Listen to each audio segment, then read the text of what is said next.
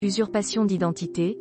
3 conseils pour limiter les risques. L'usurpation d'identité est une arnaque très courante qui peut avoir des conséquences graves. Le vol de vos données personnelles peut même vous conduire à une interdiction bancaire. Afin d'éviter d'en arriver là, voici 3 conseils simples pour vous prémunir contre ce fléau. Une arnaque en plein boom. Vous le savez sans doute déjà si vous suivez les émissions de Julien Courbet à la télévision, l'usurpation d'identité est une fraude très à la mode en ce moment. Cette arnaque a connu un véritable boom au cours de l'année passée et fait de plus en plus de victimes. Il faut être particulièrement vigilant avec ces papiers d'identité, car il suffit d'une photocopie de votre carte d'identité ou de votre passeport pour ouvrir un compte en banque à votre nom et contracter un crédit auprès d'une banque en ligne. Cette arnaque peut vous conduire à une interdiction bancaire même si vous n'êtes pas vraiment la personne qui a contracté le prêt. Le vol de données personnelles peut aussi permettre aux arnaqueurs de nuire à votre réputation ou de commettre des actes illégaux en votre nom. On comprend ainsi que les conséquences peuvent être terribles quand on est victime de cette arnaque. Pour limiter les risques, pensez toujours à appliquer les 3 conseils pratiques ci-dessous. 1. Faites attention aux photocopies. La première règle à connaître pour se prémunir d'une usurpation d'identité consiste à être prudent quand vous envoyez des photocopies de vos documents officiels par mail.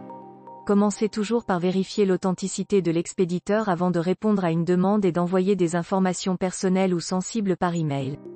Même si vous êtes sûr du destinataire du document, pensez à barrer la photocopie et à indiquer dessus la raison de l'envoi.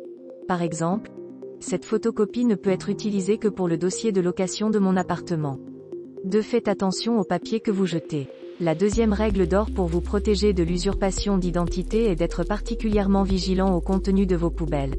Retenez qu'il ne faut jamais jeter directement à la poubelle un document personnel, comme une facture de téléphone ou d'électricité ou encore un contrat d'assurance.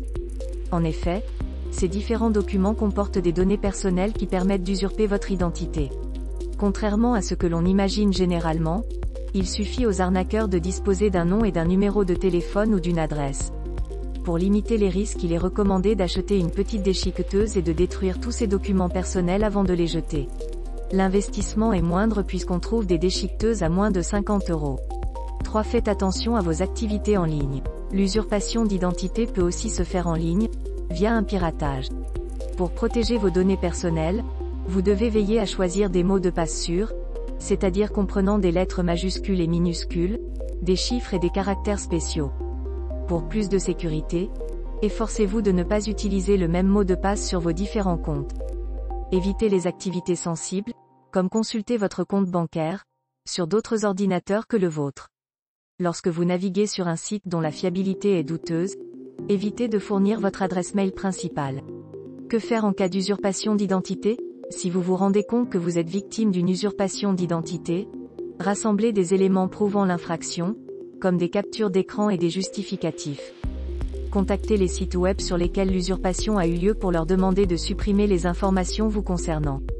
Vous pouvez porter plainte auprès d'un commissariat de police, de la gendarmerie ou du procureur de la République car l'usurpation d'identité est un délit pénal.